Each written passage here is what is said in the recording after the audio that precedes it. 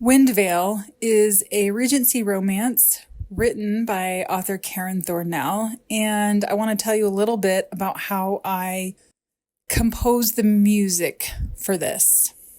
So actually, some of this music I had already sort of brainstormed, but this happens a lot for me as a composer.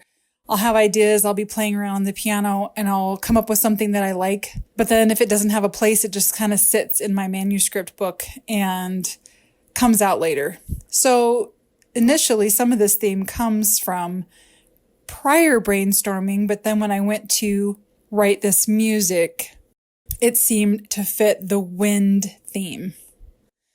And so if we look at the opening 4 measures, we're looking at a theme here that is in G minor and gives the feel of uncertainty.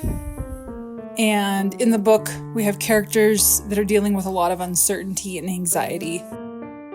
Then we start the underlying sort of rolling movement. For me, this represents sort of water. It represents wind. You kind of get the roiling of a boat as you go up and down the arpeggio. Another thing I did with the main underlying theme to increase the feel of sort of uncertainty is you'll see in measure 7 and 8 that arpeggio that goes up and then comes down. Instead of using the D, which is part of the chord, I throw in a C, and that makes it feel, it's just a tiny little note, but it makes it feel just a little bit more uncertain.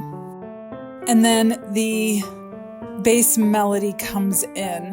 The bass melody is just something to kind of give you that, I don't know if eerie is the feel, but sort of like uncertain, suspense, what's coming. And it goes on for a bit because I feel like this book, the front preparatory exposition that Karen writes, really builds up a very uncertain future for both of the main characters. So as we hit the second ending on the first page, we move into what I consider to be the early spy work that's going on in Windvale. It is actually just a more detailed version of the opening melody that we brought in after the movement, and it kind of gives you more detail, more feel of what's happening in the story. When you have sneaking around in spy work and you're trying to have a facade, other people don't know that you're looking into them, it's uncertain, it's anxious, but it's interesting.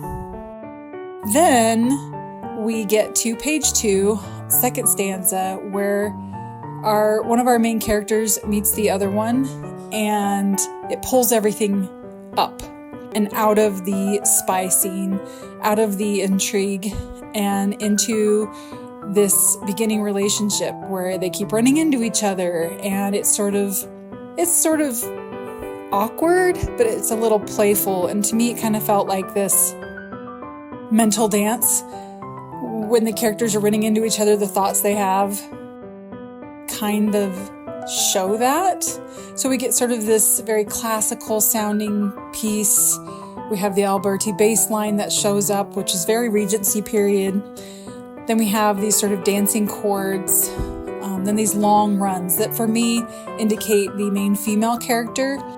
She's just always so interesting in her personality, but also just very pleasant. And to me, those runs coming down, da, da, da, da, those are all just very pleasant. But like it always does, when you have spy work, when you have uncertainty, when you have things you don't know about each other, you get problems.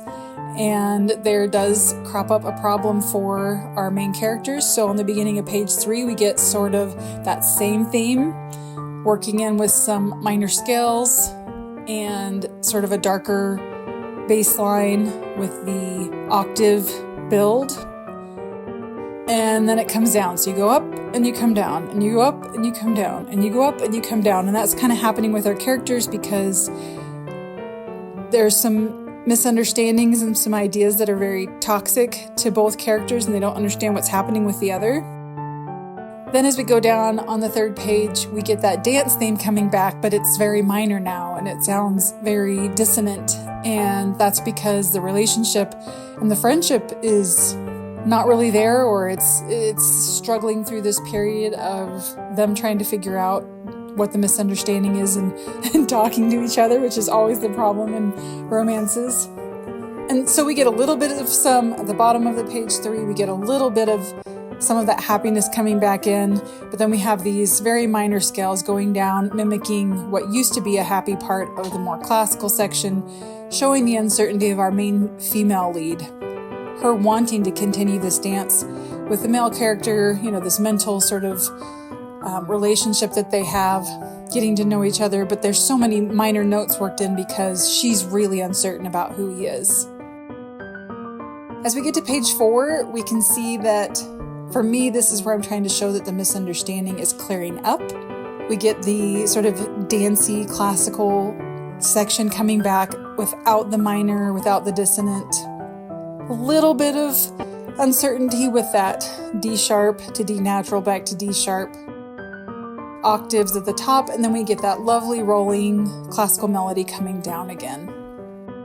Then at the end of the book, we see a lot of the building of the plot coming into fruition. We have smuggling, we have stuff happening with discovering things with the spying that's going on, and we see some danger, and we see some intrigue, and we see sort of like the climax moment of the book, is it all going to work out?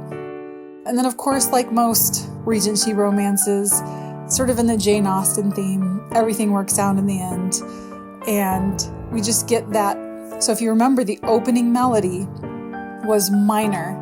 And so I took the same melody, that first 4 measures of the whole piece, took that same melody, because as we finish this very dark section, very sort of like grandiose section, we finish it by switching keys to A major, and now nothing is minor. And so we get that opening melody sounds very different when it's not minor.